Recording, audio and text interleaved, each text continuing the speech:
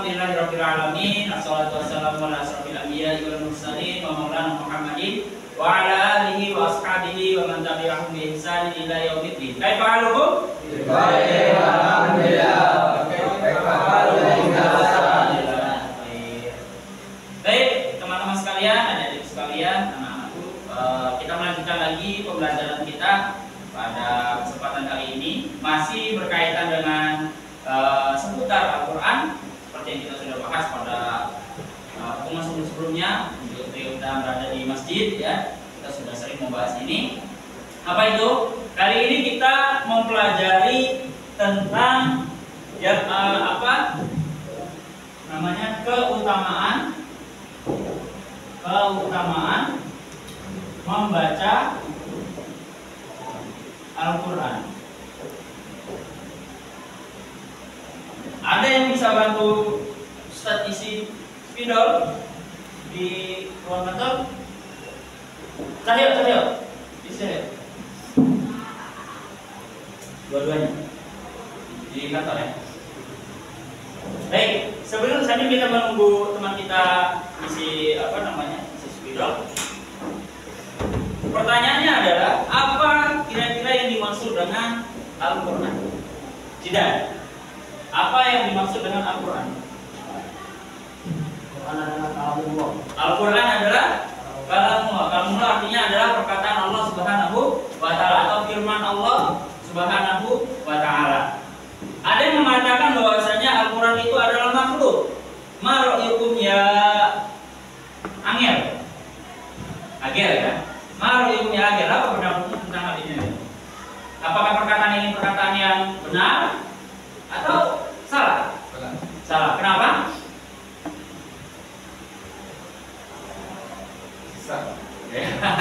Bisa dikatakan perkataan ini perkataan yang salah dan memang tidak berdasar, gitu ya. Al-Quran merupakan firman Allah Subhanahu wa Ta'ala yang Allah Subhanahu wa Ta'ala turunkan kepada Nabi Muhammad SAW melalui perantara malaikat Jibril. Dan kita tahu bahwasanya kedua makhluk ini merupakan makhluk terbaik di sisi Allah Subhanahu wa Ta'ala. Yang pertama adalah Jibril, yang merupakan makhluk terbaik dari golongan malaikat, dan Nabi Muhammad SAW merupakan makhluk terbaik dari kalangan manusia. Artinya memang Al-Quran ini diturunkan kepada orang terbaik. Dan Al-Quran ini sampai kepada kita tentunya bukan hanya sebagai wahyu saja, artinya bukan hanya sebagai pajangan. Saya yakin setiap kalian mempunyai mushaf, ya, setiap kalian mempunyai Al-Quran. Bahkan mungkin di antara kalian tidak cuma satu Al-Qurannya, ada yang dua, ada yang tiga, ya. Dan Ustaz lihat di masjid itu luar biasa. Terkadang Ustaz ambil satu mushaf, ya ternyata itu ada namanya Fulan, balikin lagi. Ambil satu lagi, masih sama namanya Fulan. Dan saya sampaikan kepada teman-teman, ini punya Fulan dua. Iya, Ustaz, dia tidak cuma punya dua, dia punya tiga, Ustaz. Masya Allah. Ya, artinya setiap kita setidaknya mempunyai semangat, ya, untuk mengoleksi, ya, mengoleksi. Nah, tinggal sekarang bagaimana agar kita itu semangat juga dalam membaca Al-Quran. Nah, orang mengatakan ada peribahasa, tak kenal maka salah. Tak kenal maka kenalan, ya, ta'arufan. Tak kenal maka ta'arufan, atau bisa juga dengan tak kenal maka sayang. Artinya setidaknya kita tadi sudah mengetahui makna dari Al-Quran.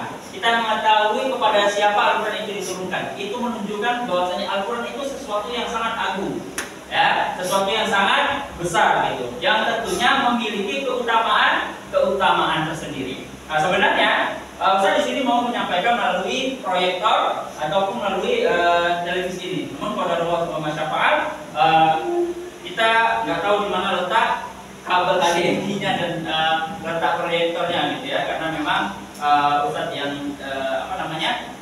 memegang kuncinya juga lagi berada di kantor imigrasi dari Ustadz Muhammad. Nah, tapi itu tidak menyurutkan kita, ya, nggak apa-apa kita nggak pakai proyektor, nggak pakai media televisi ini, tapi kita setidaknya punya media papan tulis yang spidolnya sedang diisi, ya. Nah, Waalaikumsalam.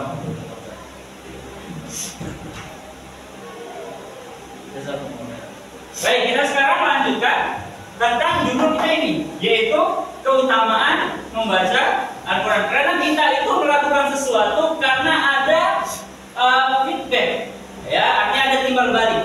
Saya mau melakukan ini, tapi saya mau upah, ya, sama seperti kalian, ya. Ayo kejar target, selesaikan target kalian, hafalan kalian, baik bisa. Tapi kami mau feedbacknya. Feedbacknya apa?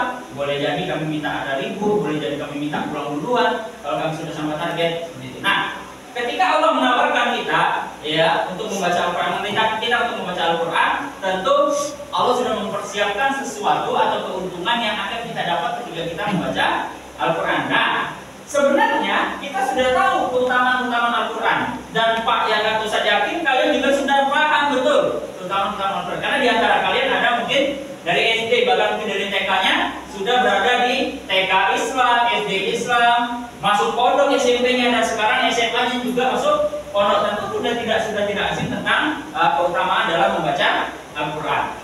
Nah, di antara keutamaan membaca Al-Quran, ada yang bisa sebutkan kira-kira? Yang pertama apa?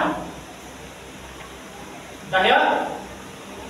Apa keutamaan dalam membaca Al-Quran?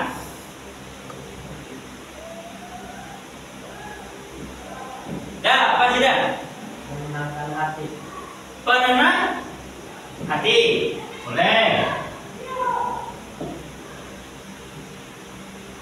Lagi. Agil. Mendapatkan pahala. Mendapatkan pahala. Mas.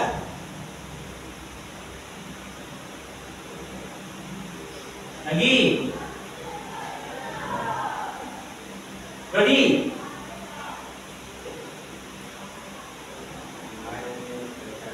Apa? Memahami bacaan? Bisa kita sebut seperti ini berarti. Bisa mengamalkan.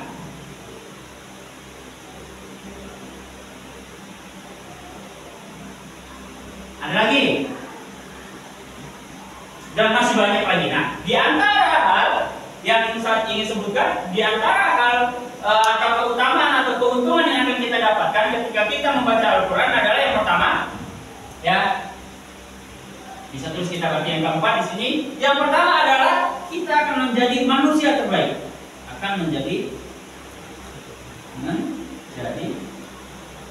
manusia terbaik. Apa buktinya? Ada yang bisa menyebutkan dalilnya? Khairukum man ta'allama al-Qur'ana wa 'allama. Khairukum man ta'allama al-Qur'ana wa 'allamahu. Nah, sebaik-baik kalian adalah yang belajar Al-Quran dan mengajarkannya. Berarti ketika antum sedang mempelajari Al-Quran, antum termasuk manusia terbaik. Kalau kita ingin menjadi siswa terbaik di kelas ini, kenapa kita tidak mau menjadi manusia terbaik di atas itu? Atau bahkan di akhirat. Antum ingin juara satu. Pertanyaannya sekarang, apakah semua ini akan menjadi juara satu? Enggak, pasti ada juara satu, juara dua, sampai juara 20 mungkin. Tapi dengan membaca Al-Quran, dengan mempelajari Al-Quran, janji Allah SWT, kita akan menjadi manusia terbaik. Bahkan bukan manusia terbaik di sisi manusia. Antum ketika juara satu di kelas ini, bisa jadi antum menjadi manusia terbaik di sisi Ustaz antum. Tapi ketika mempelajari Al-Quran, kita akan menjadi manusia terbaik di sisi siapa? Di sisi Allah Subhanahu wa Ta'ala. Pengen nggak dipuji sama Allah? Antum jangan dipuji, kita ini jangan dipuji sama Allah, dipuji sama Ustaz aja, masya Allah. Saya umama pintar beliau juara satu. Bahkan nilai sudah ada nilai pelajaran faraid belum? Habib, masya Allah Habibnya 100. Ya, kalau ada dulu sulugonya ternyata 100, namunya 100, soroknya 100. Itu secara tidak langsung dalam diri kita itu kadang, wah, bahkan gitu ya. Nah, bagaimana kalau kita menjadi manusia terbaik di sisi Allah? Itu sangat luar biasa. Allah angkat derajat kita menjadi manusia terbaik di sisi Allah itu luar biasa. Ya, di antara caranya apa? Belajar. Dan ini merupakan salah satu keutamaan dalam membaca Al-Quran, mempelajari Al-Quran. Kemudian yang kedua, ya, apa yang sini kita sebutkan yang kelima, mempelajari Al-Quran atau membaca Al-Quran itu menjadi salah satu sebab, menjadi sebab diangkat yang apa? Nabi SAW bersabda, Innallaha yarfa'u bihadzal kitabi aqwaman wa yad'u bihi akharin. Sesungguhnya Allah Subhanahu wa taala akan mengangkat suatu kaum, artinya akan diangkat derajatnya seseorang atau suatu kaum itu dengan bihadzal kitab. Dengan kitab ini, artinya dengan Al-Quran, dan akan menghinakan, akan mencapakan suatu kaum itu dengannya juga. Artinya ketika kita pengen derajat kita ditinggikan oleh Allah Subhanahu wa taala, salah satu caranya adalah dengan cara mempelajari atau membaca. Di surga kan, jangankan di surga, di dunia, rumah kita itu pengennya jadi rumah yang paling mewah. Ya, kita tahu ya, di depan ini ada salah rumah yang 2 tingkat. Di dekat sini ada juga, di depan sana juga ada. Kalian tahu rumah yang di dekat Indomaret itu berapa totalnya? Pembangunannya, bahan materialnya? Itu Ustadz pernah dikasih tahu oleh salah satu bibi dari pemiliknya. Dia mengatakan rumah itu sudah hampir 4M habis bangunan. 4M bangun rumah. Tapi bagi orang yang punya uang, merasa puas nggak kira-kira dengan itu? Belum sepertinya. Pengen renovasi lagi, bangun lagi kalau bisa. Kalau bisa ada lagi rumah yang senilai dengan 4M tadi di tempat lain. Kita pengen bermegah-megahan. Di dunia ya, pengen rumah kita itu rumah yang wow. Di surga Allah Subhanahu wa taala menjanjikan satu rumah atau satu istana yang sangat luar biasa juga. Artinya semakin tinggi derajat seseorang, maka istananya juga semakin tinggi, kedudukannya di surga juga semakin tinggi. Nah, kalau kita pengen derajat kita diangkat oleh Allah Subhanahu wa taala, apalagi nanti di akhirat, di surganya nanti, maka salah satu caranya adalah dengan cara membaca. Kemudian yang ketiga, yang ingin Pak sampaikan di sini atau saya sampaikan di sini, atau yang keenam yang bisa disebutkan di sini, bahwasanya dengan membaca Al-Quran, ya tentunya dengan ikhlas ya, itu sudah artinya kita sudah mempersiapkan diri kita untuk mendapatkan syafaat kelak di akhirat. Kenapa? Karena Al-Quran merupakan pemberi syafaat. Atau salah satu yang bisa memberikan syafaat di hadapan Allah Subhanahu wa taala.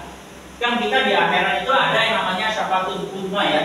Syafaatul uzma itu syafaat ketika kita di padang mahsyar dalam keadaan kita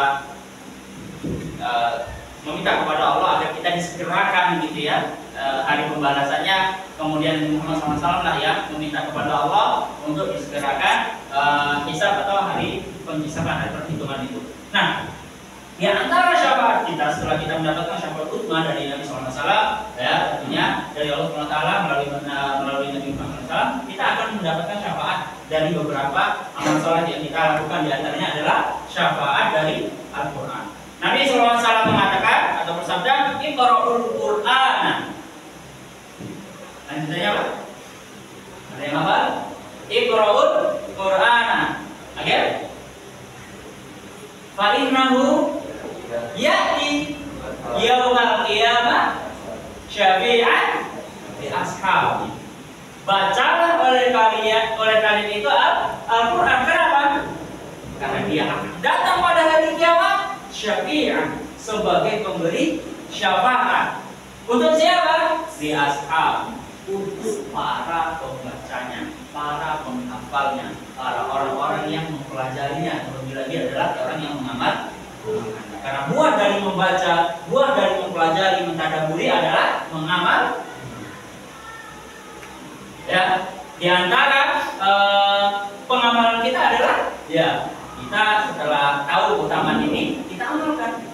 Setelah ini apa? Kita baca Al-Quran, kita hafal Al-Quran, kita tadabburi Al-Quran, ya, kemudian kita amal. Kemudian, ya, keutamaan yang terakhir yang ingin saya sampaikan di sini karena waktunya mepet adalah tadi sebenarnya sudah disebutkan ya oleh tadi apa namanya itu? Abian. Apa keutamanya? Kita akan mendapatkan pahala. Nabi SAW mengatakan man qara'a harfan min kitabillahi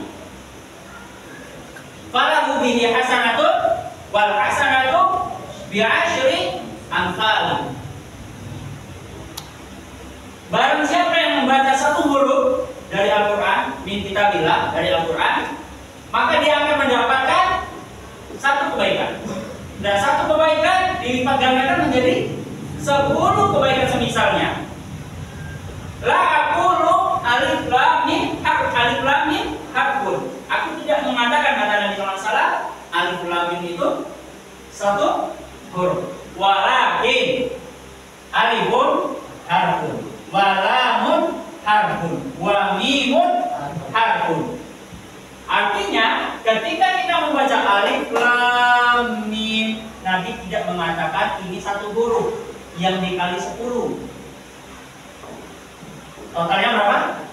1 kali 10? 10. Tapi Nabi katakan alifun harfun, artinya alif dikali 10, lamun harfun, lamnya dikali 10, wa mimun harfun, mimnya dikali 10. Sehingga totalnya 30 kebaikan kita dapatkan cuma membaca alif lam mim. La aqulu alif lam mim harfun, kata Nabi. Aku tidak mengatakan alif lam mim harfun. Kalau alif lam mim itu harfun, satu huruf, berarti cuma 10 kebaikan. Walakin alifun harfun, alif 10. Walamun harfun, dan lam 10. Wa mimun harfun, dan mim itu 10. Artinya kalau kita baca alif lam mim, totalnya dapat 30 kebaikan dan 30 pahala. Bayangkan kalau dalam satu hari kita bisa membaca atau murojaah sebanyak 1 juz. Nanti coba hitung lah, 1 juz itu berapa hurufnya ada. Nah, Ustaz pernah mencari tahu berkaitan dengan apa namanya jumlah huruf yang ada di Al-Quran ya. Jumlah huruf yang ada di Al-Quran itu bentar ya. Ini hampir yang ketiga lah.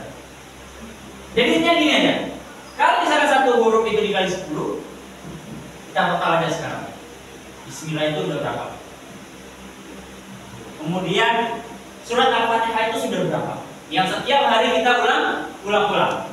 Belum lagi kita setorkan. Ya. Satu hari minimal 1 halaman setoran hafalan baru misalkan di sini gitu ya. Itu sudah berapa pahala yang benar?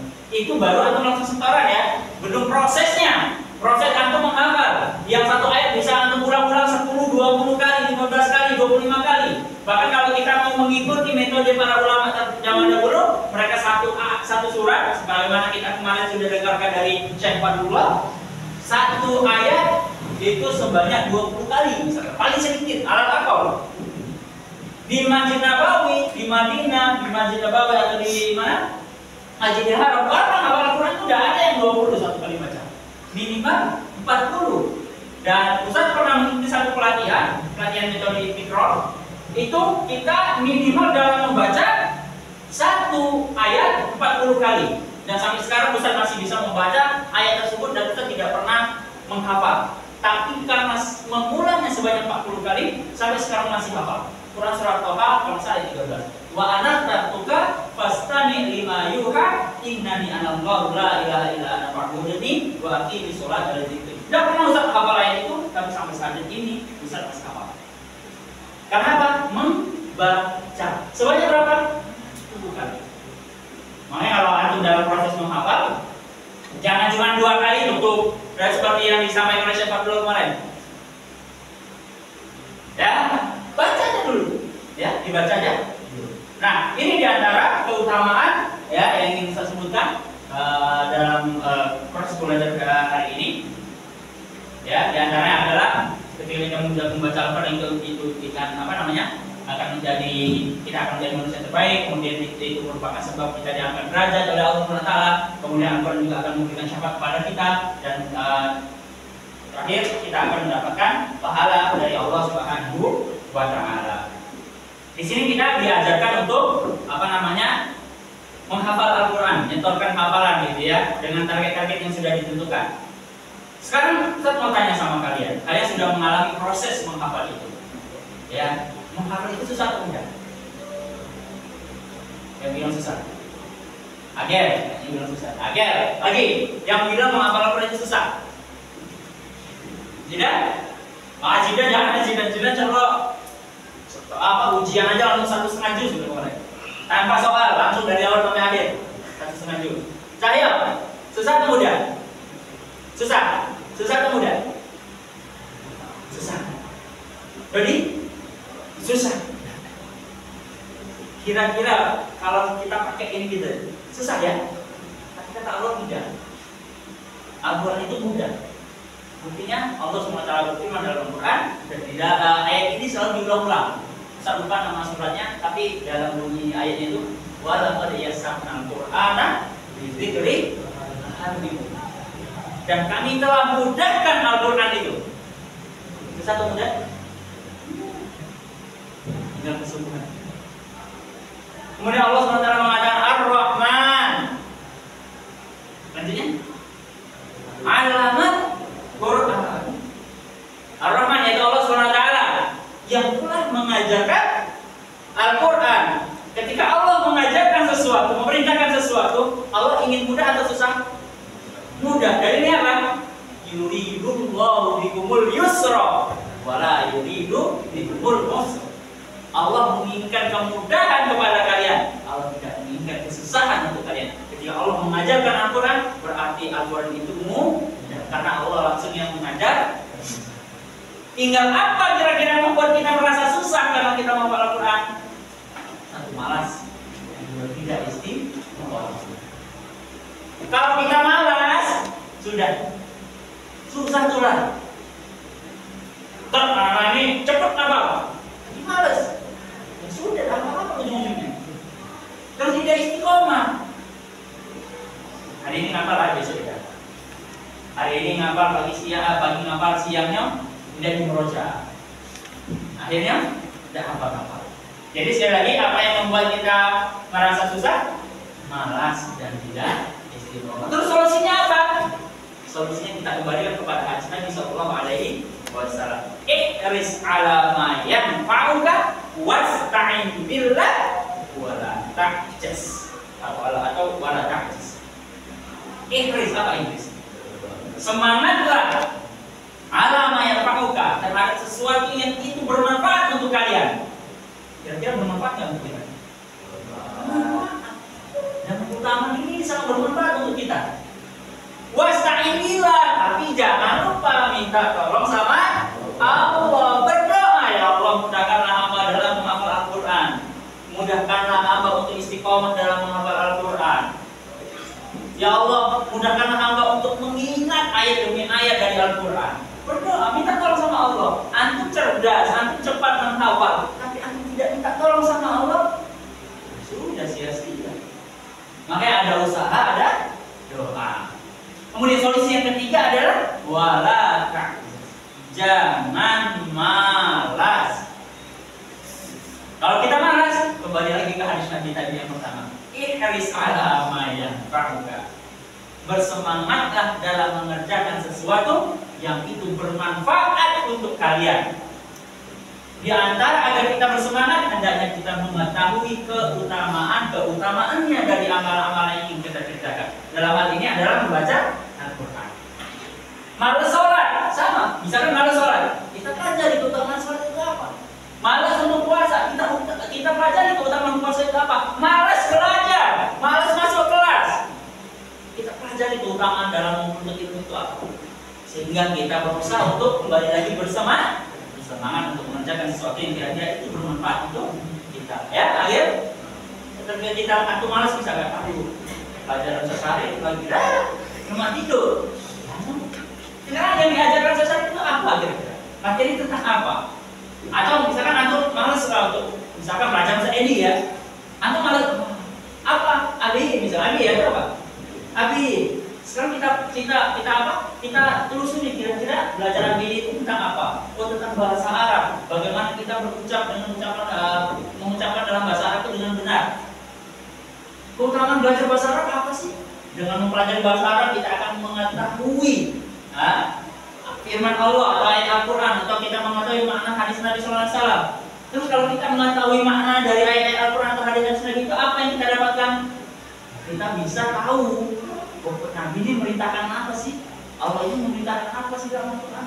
Sehingga kita bisa beramal, sehingga dengan amal itu kita bisa mendapatkan ridha Allah, dan dengan mendapatkan ridha Allah kita bisa masuk surga. Jadi kalau kita malas, ingat lagi hadis Nabi tadi, risalah lumayan. Ada pertanyaan berkaitan dengan keutamaan Al-Quran? Kalau ada pertanyaan yang bisa saya jawab, kalau tidak bisa, berbiar bisa. Silakan yang mau bertanya, kita kasih waktu 2 menit. Setelah itu kita habis waktunya ya. Karena setelah ini ada Ustaz Yadi mau masuk, nanti katanya mau ada tambahan dari beliau. Silakan kalau ada yang mau ditanyakan sebelum kita akhiri. Ada? Oke? Ya, gini ada pertanyaan. Tanyanya apa? Kapan selesai Ustaz? Hah? Enggak? Enggak ya? Atau jangan selesai? Oke, ada pertanyaan lagi? Cahyo, Mama. Ada pertanyaan Mama dari tadi loh. Ya udah ngantuk ya Mama ya. Ada pertanyaan enggak? Beneran? Kalau enggak bisa nanya. Kalian harus bisa jawab. Kalau bisa, bacakan hadis Nabi SAW yang saya sebutkan tadi.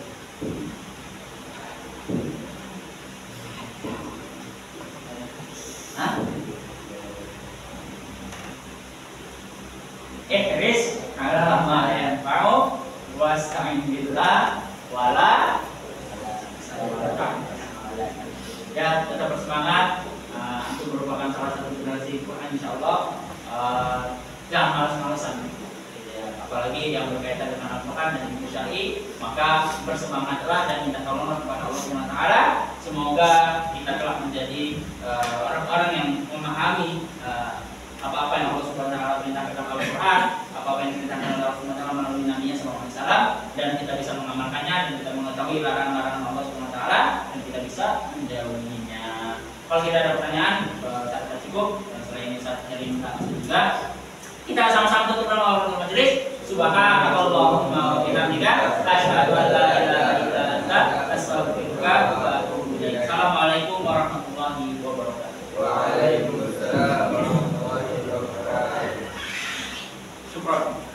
Ustaz jadi nanti mau masuk kelas. Ini ada yang pergi dia atau ya. Jazakallahu khairan atas kerjasamanya, David. Jazakallahu khairan. Baik.